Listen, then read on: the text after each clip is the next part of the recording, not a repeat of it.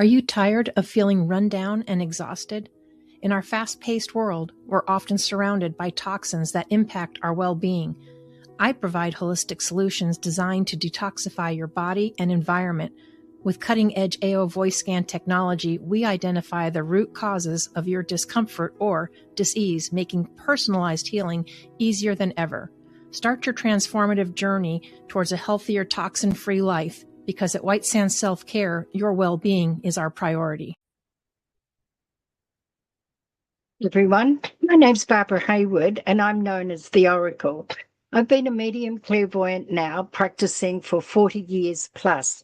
I'm also a CPTSD survivor since I've been 4 years old, and I'm now in my 70s. Thank you for watching our video and learning more about my journey on both spiritual and my private life. You can find me on theoldgirlspiritualstuff.com for more information about my work.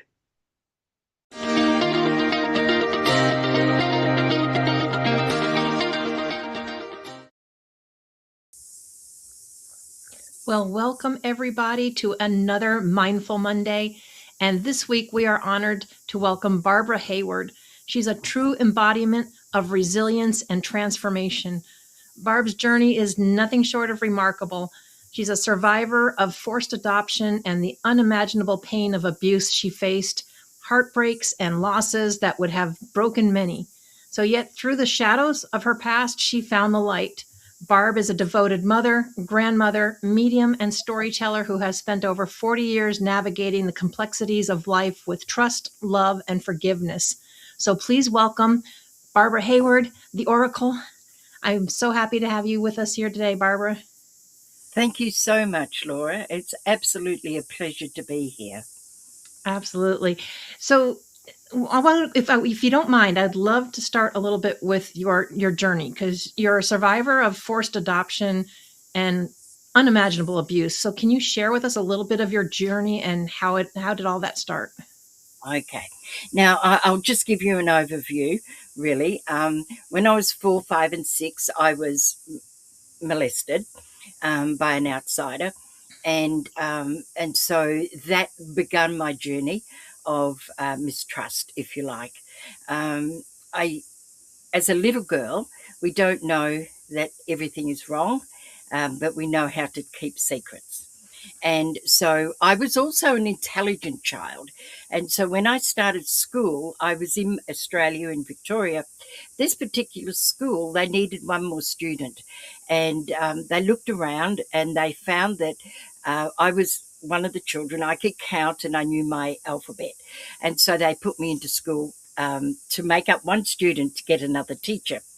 And so I was in that grade for 10 days and I was taken up to grade 1. Now, in Australia, the system is a little bit different. And so what that meant was when I went to high school, I was 10 years old. And so I was very, very young to go to high school. And in fact, I may have even been 9 when I started, and then I became 10. When I was 12, I wasn't supposed to be out, and I snuck up to the milk bar to get some lollies, and unfortunately there was 2 men waiting for me. Not me particularly, but me, because I was there.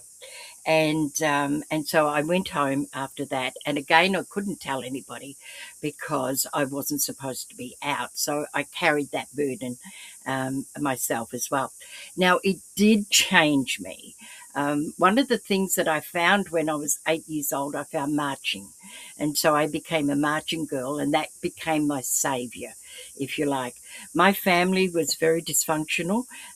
My Friday night entertainment was my sister and I would run down to the police station every Friday night to ask for help because Dad was bashing Mum up and all sorts of alcohol and stuff like that was happening. And so this was the environment. So what I had was school and I had marching. Now, unfortunately, and my father was a bit of he liked the ladies, and he went into the marching group and had a relationship with a mother there, And unfortunately, everybody knew about that. So that sacred space of mine became non sacred after that. Wow. So I got a boyfriend, and I was very in love, as one is at 15. And so then after I was 16, I found that I was pregnant. Um, I then had to tell the parents. We had to tell the parents we wanted to get married, and so we told my parents. Then we told his parents. So I'll go through it really quickly because it is important. This part of the story is quite important. We went to his parents, and they were very authoritarian, and they took it really well. We were really frightened, and they asked us what we wanted to do, and we said we wanted to get married. He was in a profession, and he was going up the ladder, and so forth. So they said, let us think on it. And we left there thinking that it was going to be okay. And so I went to marching, and after marching on Saturday, my mother said that his parents had rung them, and they were coming over at 2 o'clock on Sunday for a conversation. And so we were to be there. So my boyfriend, he got there a bit early, and they got there right on time. And so my boyfriend and I were going into the lounge with both sets of parents. His mother said, "You're not invited into this conversation. You stay in the kitchen, and when we're ready, we'll call you in." And so they called us in, and went to sit down, and she said, it's as clear as day. It was a long time ago, but it's as clear as day. And she said, "No need to sit. We're not staying. We've got things to do. Tomorrow you are going to resign from your job." I had a brilliant job. "You're to resign your job. Gary will pick you up at 6 o'clock. We've organised with our doctor for a medical checkup for you, and we've already organised for you to go into a girl's home, an unwed mother's home. We've started the adoption process. You won't be keeping the baby." And I was just, and then they said goodbye, and don't forget, don't be late because the doctor is expecting you. And that was it. And that was the process. So I went to work, and I resigned, and I left my job, and I went into an unwed girls' home. And it was really harsh. I did come home on a Saturday afternoon to visit my parents. Unfortunately, and you might as well get the really grotty details. Unfortunately, when I got home, my sister, one older than me, and my father were fighting. And being, the saviour, I got in the middle, and my father was so angry that he gave me a very good belting, and it was all around the stomach area. And that was the last time I went home until after the baby was born. Once the baby was born, it was on the 30th of January at 8:30 in the morning. The nurse said, it's a boy, and she left even before I heard his voice. I didn't even get to hear his sound of his cry. And so he was completely taken away. And that's the way it was in those days. Wow.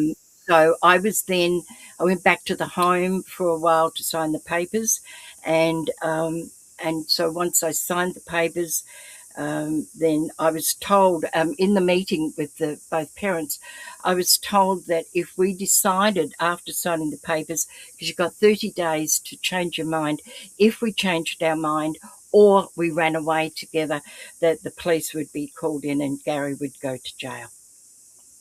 Wow. And we couldn't have that. So there was manipulation all around the place.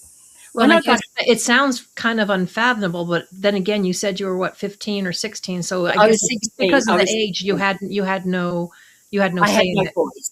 I had no voice. Wow. We're going back, 56 years ago now. So when I came home, because things were very different in those days. When I got home, I was home for 2 weeks, and after a baby, your body's got to get back together and all sorts of things.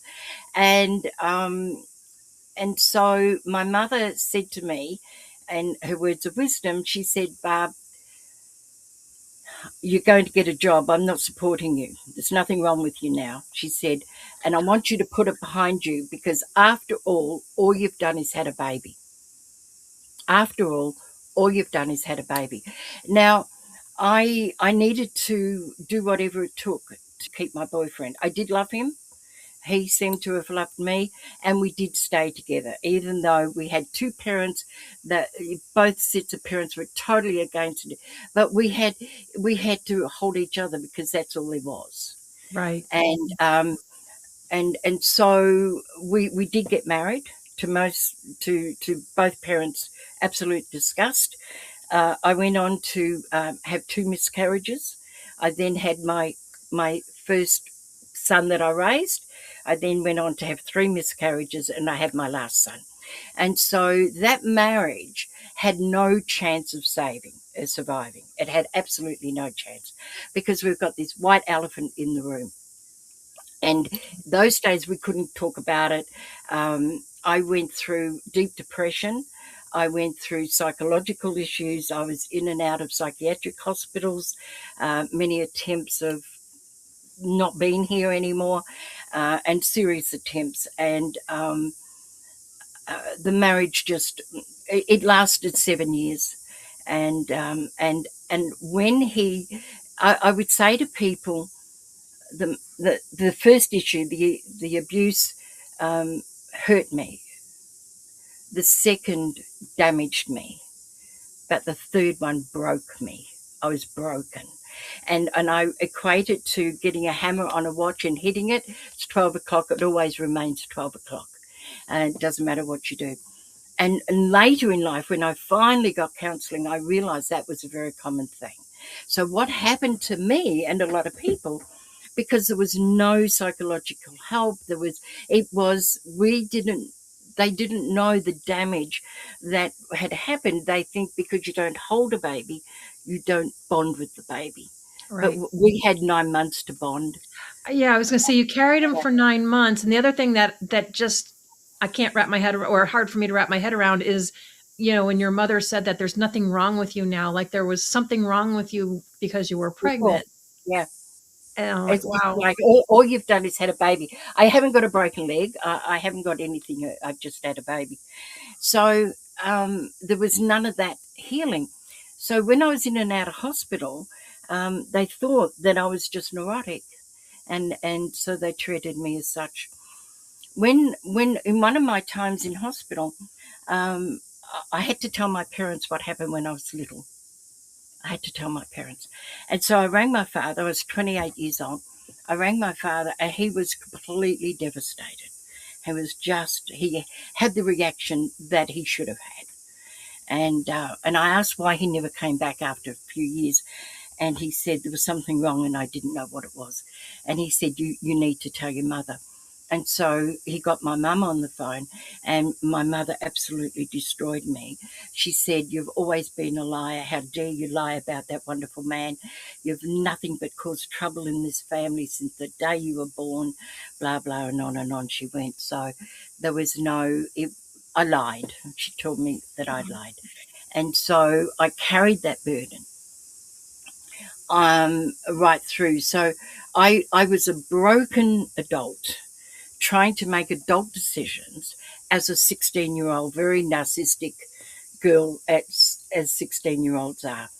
And so the other side of my world, to come in, I had a very dear friend, Kay, and she would say to me, "I don't know how you know things, Barb.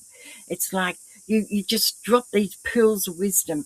Now, I'm just trying to fight to survive, to be alive. Mhm. I've tried not to be alive many times, and I just didn't fit in. And I went back to marching for a couple of years, but I was the Scarlet Woman, of course, and through the attitudes of the day. And so I didn't understand what the damage had done. I really didn't. Then I got left at 30 years old with two young children. I met a guy, and we went to an evening, a clairvoyant evening, and there was a lady there called Crystal, and I had a 10-minute reading with her, and I just fell in love with her. It was her energy. I rang her up, I had a reading, and I would just hound her. Today you might call it stalking, but it was really about her energy. I just wanted her energy. It was a familiar, unknown energy to me. She said to me one day after maybe 6 months of hounding her, I want to do an astrology chart on you, because I think there's something I need to know about you. So she did that. And when she came back about a month later, she said, you've got 6 gifts that you've come down this lifetime to use. And it's up to you how many of those you use. Now, I'm going to become your teacher. I only have one student at a time, and I'll be your teacher until I'm not. Because I said, how long, are you going to teach me? And she said, until I don't. And as long as it will be. And it turned out to be 8 years. Wow. But in the first time, she run by really, really hard rules. Now, I've got 2 young children. My eldest is 7 and my youngest is just not 5 when my husband left. And I now need to struggle with finances. I've never done finances before. I'm struggling at home. I've got an alcoholic problem, because I'm just neurotic, and chaos is flowing everywhere. Today, more than likely, the children would have been taken away from me. But I was on my own. I didn't have parents. I had a sister who tried to tell me how to raise my boys because she knew exactly how to do it better, and I left her in the wind, and all my friends bar one left me. And so I'm just this very struggling person trying to raise 2 beautiful boys, and I was an incredibly good mother, and I was an incredibly bad mother at the same time. So both of those things happen. So then Crystal is teaching me, but she's teaching me the over picture is, she said to me, you cannot touch a pack of cards or give a healing or give a message until I tell you you're ready. I want you to understand who God is, your God is. I want you to get a relationship with your people in spirit. I want you to have a partnership going. I want you to go out to nature and talk to nature. She said to me, as an example, if you can formulate the question, I'll give you the answer. If you can't formulate the question, you're not going to be ready for the answer. And so I thought, oh, this is really good. Now, I can't remember the first question, but I do remember the answer. She said, Barb, I like that question. That's a really good question. Now, what I want you to do is go and ask the universe that, and keep your eyes and ears open. And life itself will teach you the answer. When you've got the answer, come back and we'll talk about it. And in the whole 8 years that we were together, we only sat down about 5 times where she would actually answer me. And so she wanted, what I quote in the book, as she wanted me to hear the unseen and see the unheard. And so nature will teach me. And in the book, I talk about at Himatangi Beach in pine forest, there's no pine trees. There's no pine cones. Mhm. And it's winter, it's cold in New Zealand. And how I spoke to the grandfather tree and told him my concerns, and we needed the pine cones. And we went to this open space, and there was other people there as well. It wasn't just us. And we saw hundreds and hundreds of pine cones rise up from underneath the pine needles, and we went home with 23 bags just from that one spot. And these were the things she wanted me to learn. She said, look, anybody can be a clairvoyant, anybody can do healing. But as you raise your vibration, all that is already there automatically. But you've got to get this together. I didn't understand my journey. And so I'm still struggling with mental problems, raising too much alcohol. And then a man walks into my life who said wasn't going to come in, but he came in, and he was everything I did not want in a man. Like I sent out an affirmation, Infinite Spirit, send to me the divine perfect man, the man that you have that is divinely mine, the one that is perfect for me. Allow him to come quickly with love in a perfect way. 3 months later, in walks this person. He's skinny, he's balding, and he speaks a funny language. I can't understand him when he laughs. It's like, what are you doing to me, God? Well, 36 years later, he's still with me. And so he took on my boys as well. And see, he became the grounding part of me flying out there. Once he came into my world, the need to not be here wasn't as great. He allowed me to be exactly who I wanted to be, which I didn't know who that was yet. And so Funny how that it was, happens. yeah, it was 5 years with Crystal before I was allowed to give a message. And one day she said, "You're ready now, go build your house." And so the journey began. So it was sheer tenacity. And it wasn't for the want of staying here. It was the want that God wanted me to stay here. Because if I had my way, I wouldn't have. Because I didn't know the true damage that forced adoption, and it was a closed adoption. And I've often thought about today an adoption, and babies being adopted out. The circumstances are different, and you get open adoptions and all sorts of things now. But you know what? The pain is still the same. I would The pain imagine. Yeah. is the same. And so life unfold. The boys are growing up beautifully, or neurotically, or dysfunctionally, however you like to call it. And I come I will say this, Barbara. Everyone looks at someone else and thinks they're dysfunctional. Nobody's perfect, so it's okay. absolutely. I talk about my boys, and I say that they absolutely perfect. My these two that I raised are absolutely perfect. They've just got quite a few idiosyncrasies. That's the way I like to look at it. Idiosyncrasies. And so life unfold. I came to New Zealand because my hubby's a New Zealander, and life took a very interesting turn. Um, Things unfolded, and I got a radio show. I've got listeners. I'm a real clairvoyant. I'm doing this real stuff, and we're going back around 33 years ago now, I guess, and we had 35,000 listeners a fortnight.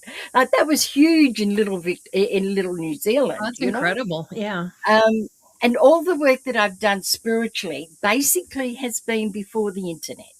So everything I've done, all my philosophy, all my learnings and teachings, but there's always this thing behind me, always this thing that is broken. And when he was 18, it was a boy, as I said. When he was 18, I went to an agency and I tried to locate him, and you do it through an intermediary. And I got a letter back saying that he wasn't interested, and if he was ever interested, he will contact you. Don't ever contact him again. Wow. And so I'm being subservient, as I was. I never did. I never did. I took it verbatim. Because back then we had a thing that's now known as disenfranchised grief. And in that, it's a grief that you have where you can't share it with anybody because society doesn't want to know. And it's very, very different to a miscarriage or a cot death or anything, where you have people come and grieve with you, and you can talk about it. Ours was silent. I wasn't allowed to mention it at home. We weren't allowed to mention it anywhere. And because I was sent away to a girls' home, none of the relatives knew about it. None of our friends knew about it, and so it was a deep secret. And when you live with those sort of secrets, it just eats you up, and it does so much damage. They know different now, thank goodness. So life is unfolding. I'm really well known. I'm doing a lot of really good work, and I changed my name from when I got a divorce, and it's Barbara D. Hayward, and my eldest son that I raised, I took his middle name, D, and my youngest son's middle name, and I created a whole new name. What I didn't understand back then was I was creating a persona, because the Barb that was underneath the public figure was broken. She Mhm. was so damaged that she couldn't. But the public figure she's amazing. She's magical, and she solves people's problems, and she could speak to spirit, and she could see spirit, and she can bring people from the other side through, and she runs workshops, and she's so knowledgeable. But the broken barb. But I didn't know that until a very long time later. So in my day, I did about 14,000 readings. So, I've been around the traps once or twice. But this was always sitting there. And then I'm 60. I'm in the shower. I'm not quite 60. I'm 59. And I'm in the shower, and Dennis is, we're in Perth. He's in the mines, and I'm not wanting to be here anymore. I'm tired. Right. So I said to Spirit, I had a real shot at Mum and Dad, and my ex-husband's in Spirit, and God didn't miss out on my good hissy fit as well. It was a brilliant one, and I write about that in my book. And I just said to God, I want to come home. I just want to come home. I'm tired. I said, I've served you. I've served everything you've wanted me to do. I've served the people. My children are of age where they've got children and they can take care of themselves, but please let me come home. I'm tired. And I said to them, if there's something you want me to do, then it's up to you to save me. But I'm not begging that. I truly want to come home. And long short story, I'm now 60. It's my 60th birthday. My young son, I've got a son in New Zealand living, so he didn't come over. We're in Perth. My other son's in Melbourne, and he comes over for our birthday. And my husband's 60 a day after me.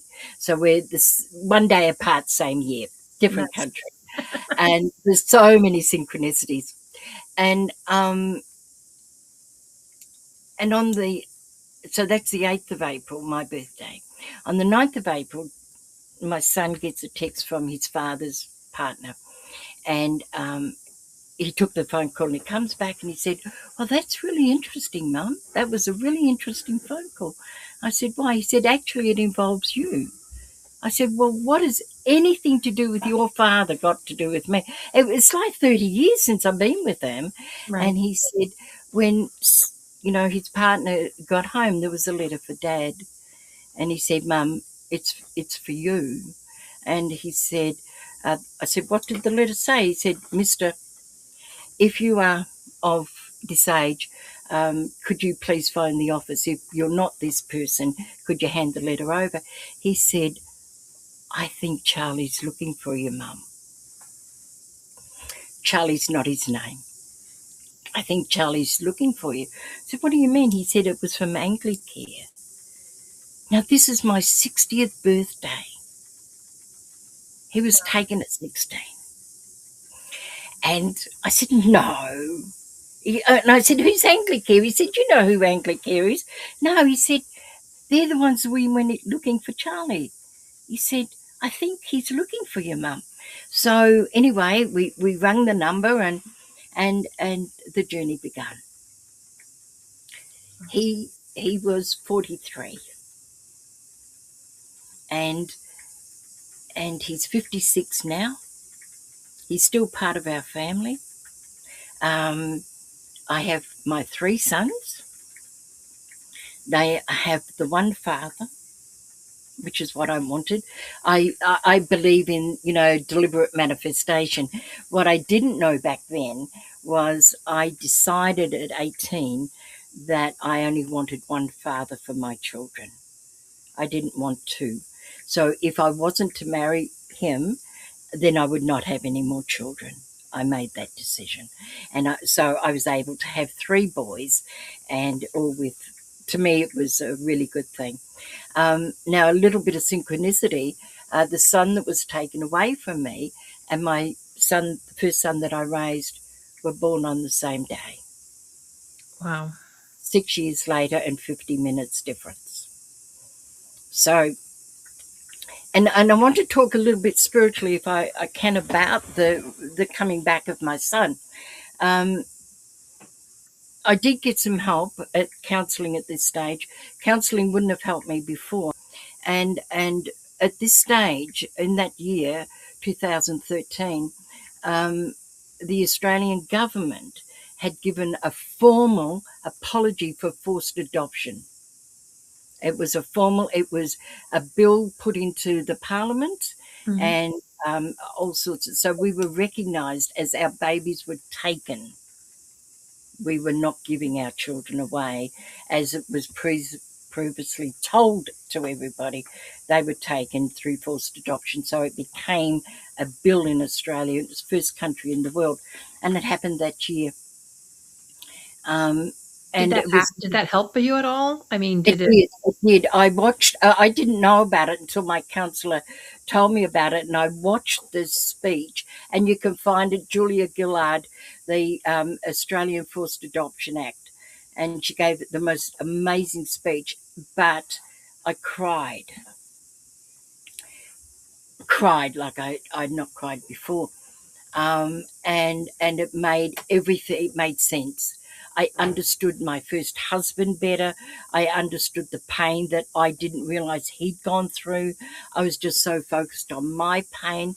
But when we started communicating through a medium at Anglicare, and then he wanted to know all sort of information, and then there was 6 weeks between the next um, communication, and I kept bringing up the mediator there, and she said, "Well, I can't do anything. Just leave it. He's good. He's good. Because we were walking on eggshells." Anyway, I get a letter, and I said to Den, "Please open it up because he's going to say he doesn't want anything to do with me. This is what happens." Mhm. And and and he read it, and he said to me, "Hi, Barb. Sorry about the delay. I've been busy at work, but I've needed to think about what I wanted to do next. Blah blah blah blah blah." And he wanted to know more about us. And Laura, it was so incredible. I I said to Dennis, "Oh my God, Gary's behind this." Now Gary's been dead a long time. I Mhm. said, "Gary's behind this." He said, "How do you know?" I said, "Because when Craig wrote the letter to find me was on my birthday, the 8th of April. It was on the date on the letter. Have a look at the date on this, that he wrote this letter back to me." He said the 7th of July. I said, "That's Gary's birthday." It could have been any other day, 360 odd days it could have written it, but he wrote it on Gary's birthday. Gary was telling me, "I couldn't help you back then, but I can now." Wow. And so I knew that he was behind it. So, And this was all after your conversation too about you just wanted to come home. exactly. Yeah. And so that's what they wanted me here for. Partly, they Mhm. wanted me here for that. And it's not an easy journey. Anybody out there, you think you watch these programs where they go and hug each other in the park and sit down and love it. No, it's not like that. There is a saying in our world: the slower it takes you to get to know each other, the longer you will stay with each other. And so think of this, Laura. I've met this man. I don't even know if he likes tea or coffee. He's my son. I Right. don't know if he likes jam or Vegemite or honey. I did find out that he likes jelly and my other son likes custard. Um, I don't know if he likes spicy food. So we've got to start from scratch. At 43, we've got to start from scratch. And so um, when we got together for the first birthday, that was his birthday, that I was able to celebrate with him. He was 45, and my other son's birthday, remember, on the same day.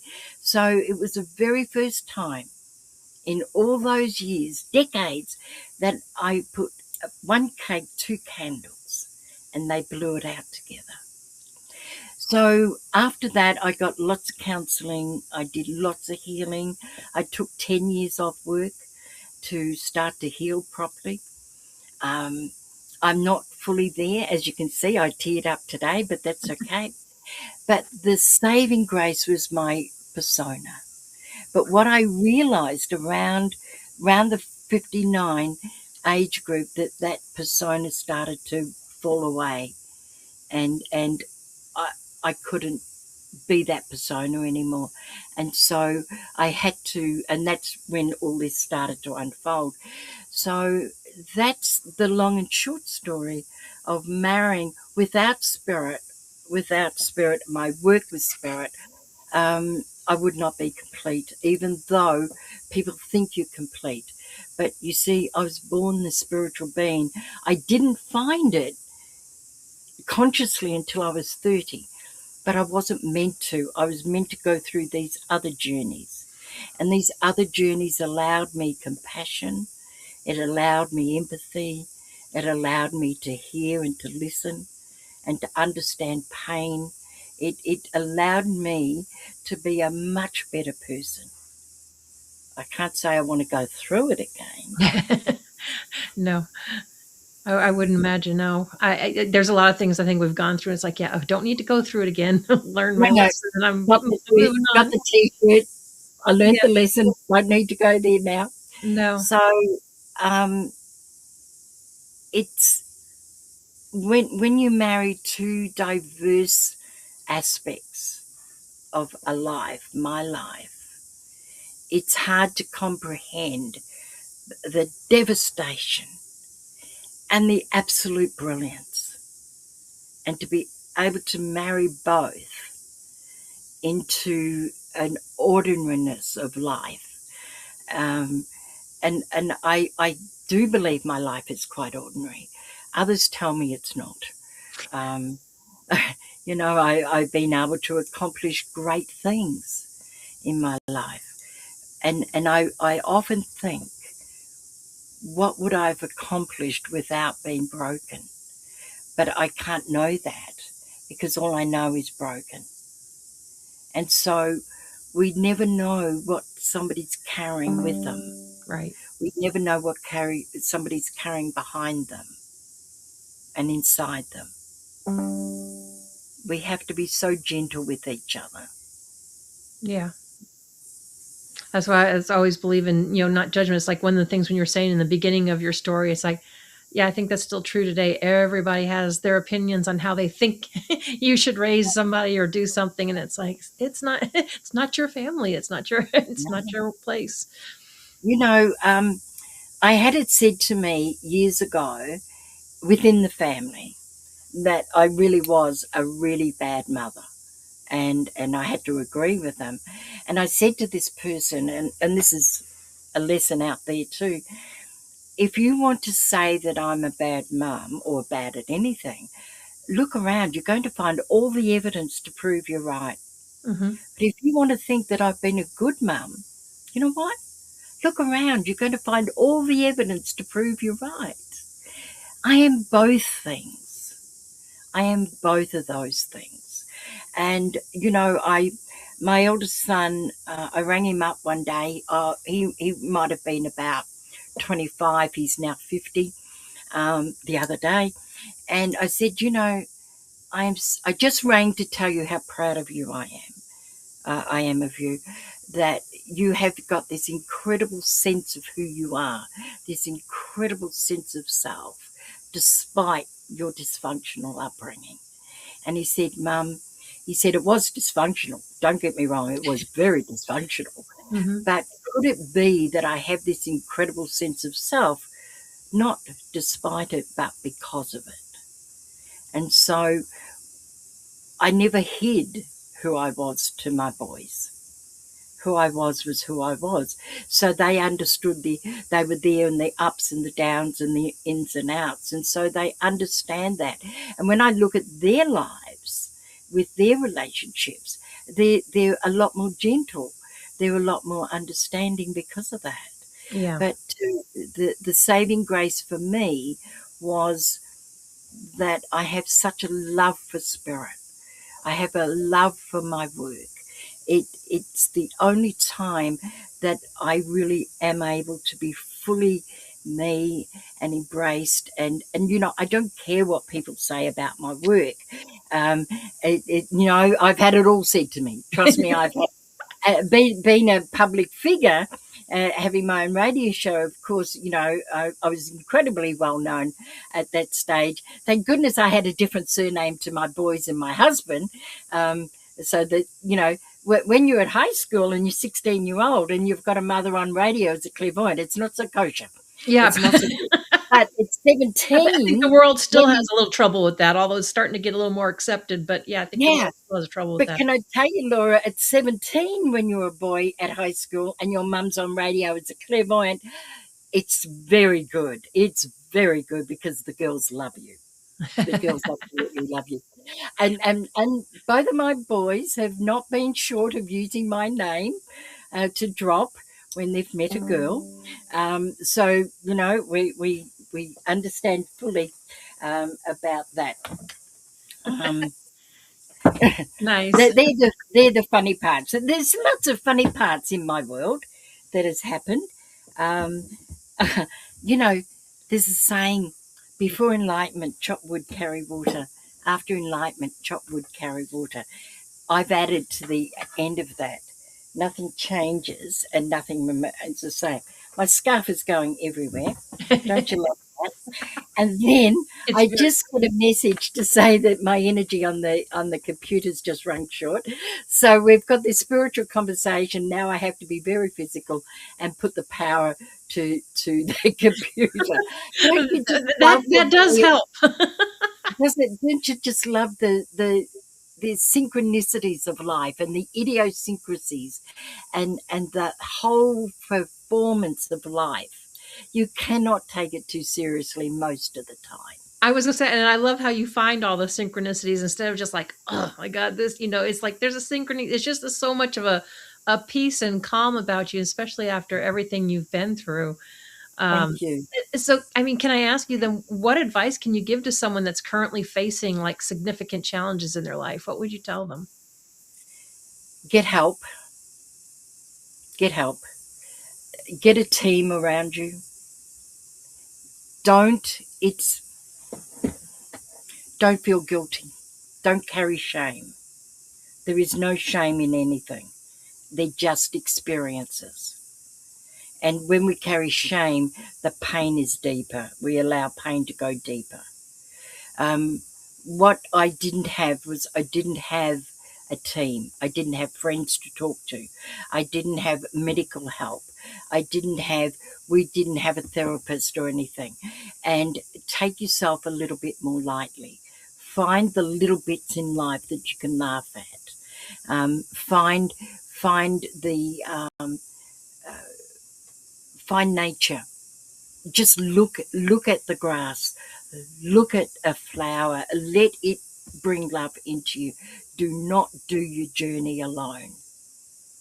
Don't do your journey alone. There Yeah. is nothing short of being a really, really heinous person that you should be ashamed of anything. Put that aside. Let others embrace you. It takes a village to raise a child, but it also takes a village to help a mother raise a child. Yeah. I always tell people it's like you got to find your tribe. When you find your tribe, and you it feels like a big family. You may not have got to meet them in person. I mean, you can do it through Zooms too. I know you and I do it with a group with the Diamond Beauties. It's Diamonds, Yes, yeah. And I mean that's women all over the world. yeah. There's And lots of communities. in Victoria, 18 months ago, Victoria in the world is the first time. It's called the Victorian Historical Forced Adoption Redress Scheme. That we got a payout, a financial payout. It wasn't massive, but we got that validation. And in that, we got part of that payout was 20 free counselling sessions. And my counsellor is in Melbourne. And so, of course, we do it on Zoom, you know. Yeah. And Australia's been really in the forefront of a lot of this, and the world will catch on. The world is starting to catch on that the damage. My counselor said to me one day, "Do you know what your son is looking for?" And I said, "He's looking for his identity." And she said, "Yes." I said to her, and this is a message for out there, I said to her, "Do you know, I know him, even though I haven't met him yet. I know everything about him. Everything about him. I may not know if he likes jam or Vegemite, but I know everything about him. But he doesn't know me." And she said to me, "How can he live for 9 months under your ribs and not know you? How can he do Yep. that? How can she do that?" And so, if that's the case, that's not just with children that were taken away, babies, but it's about everybody. We know each other. We are each other. That's the whole thing. You know, we are that sameness. And, in all my readings, what I do know, people are looking for the same thing: safety. Am I lovable? Will I be loved? Will I have financial security? Will I have a home? Will I have meaning and purpose? It doesn't matter what shape that takes, but that's what we are about. Yeah. And if and of the 14,000 plus that I've done, everyone's the same. So therefore, everyone's the same. You know. Yes. They actually are. They really are. So when you help and you work with other people that are stuck, right? So as do you do it as a medium clairvoyant, and I or do. how do you have those abilities help others to heal? I do it through readings, and my readings are, they've been known to be very long, but now they're around 90 minutes. Because all the good stuff comes at the end. You always notice that. And I have this drop here, but then at the end, it's like, that's why I don't, I'm too old now to do like 30 minutes. I'm in my 70s. I've got to give myself a little bit of credit and downtime now. But they're quite unusual readings. They're quite a lot of fortune telling too. This is going to happen within 2 years, and you're going to go there and you'll wear a red dress and that sort of caper. But there's also the compassion in there, and it's bringing in the healing. If somebody's passed over, I can bring them through, and we can give that healing, because when somebody's passed over, what we want from them is to know that they're safe, that they've arrived home, and that's part of what I do. And the other thing that I have to do, and this is my training, is when somebody comes from the other side to speak to them, I've got to give you what we call proof of survival. So I've got to give you 2 or 3 things about that person that's told me, so you can say, yes, yes, I know that. I know that. Because I can, like at my age, everybody's got a grandmother in spirit at my age. Uh-huh. That's not clairvoyant. And anybody can say anything. So I've got to give you something that's pertinent to that person who's passed over. And so then you know that I'm really working with them, because that's very important to know that. And it's really about bringing through the safety, that people are safe, that no matter what is coming up ahead, you're going to be okay. You're really going to be okay. I don't sugarcoat things. I call a spade and not a shovel. I'm an Australian off-out lady, as you can tell. I'm more of the New Zealand accent. I've been here on and off now for 36 years, but we've been here this time 6 years. And so, but it's in that. Then I've got courses that I'll be running with deliberate manifestation, because it's like this hodgepodge stuff. I want it more deliberate. Mhm. And one of the things that I write in my book is that I decided, I used to play bingo in Australia, in Melbourne, and on a Friday night, the last hand every Friday night was worth $10,000. I thought that was quite nice to get. So I ordered it up and I got it. And then I thought, oh, that was a nice experience. But it was so surreal. I want to be present. So I want that experience again. Thank you very much. So I ordered it up. And it was like, I think it was 12 months later, I got it again. And then I thought, oh, I wonder if you could do the trifecta. I should do it 3 times. Wouldn't that be awesome? And so I didn't get it 3 times. I only got 5,000 the next time. But the really funny thing about that is Dennis didn't come with me. My hubby, he was home sorting out something. And I realized the reason I didn't get the 10,000 is I just received a check for 50,000. And Spirit said, well, you've just a couple of weeks ago, you got 50 grand out of nowhere. It just came from nowhere. And so, we can share this 5,000 with somebody else or 10,000. I was happy with that. I still won the trifecta. And so I ordered that sort of thing up. And the other thing, because I hate winter, I really hate winter with a passion. And I thought that I should have 3 summers in one year. So a lady told me, who actually lived in Gisborne about 20 odd years ago, she told me you can live in America with no money for a month. And I thought, well, nobody told me I can't, so I did. And so I went to Santa Cruz for a month. I spoke at a conference as a guest speaker in Tampa, Florida. From there, I flew back. I went to Canada for a month to see Dennis's daughter and I met our grandchildren and my stepdaughter.